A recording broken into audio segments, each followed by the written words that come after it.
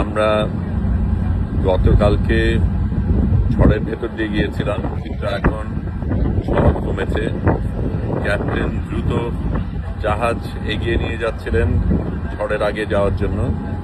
আমরা সুমুদ ফ্লোটিলার শেষ অংশে, এর আগের ফ্লোটিলাগুলি ইতিমধ্যেই গাজার কাছে চলে গেছে। সামনে যেগুলি ছিল সেগুলিকে গত রাতে ইসরায়েলি হানাদাররা আক্রমণ করেছিল, কিন্তু আমরা এখনো সেই জায়গায় পৌঁছাইনি।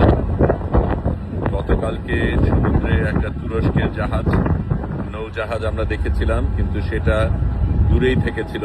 আজকে কারা আছে আমরা জানি না, কিন্তু আমরা ক্রমশ কাছে যাচ্ছি। আমরা অবশ্যই সেখানে পৌঁছাবো এবং ইসরায়েলের আক্রমণের কারণে আমরা কোনোভাবেই পেছনে যাব না। এখনো সমুদ্র উত্তপ্ত, এখনো ঝড়ের আশঙ্কা রয়েছে। বিদ্যুৎ থেমে গেছে, বৃষ্টিও সকালে থেমে গেছে, কিন্তু আমরা আমাদের মতো চলছি।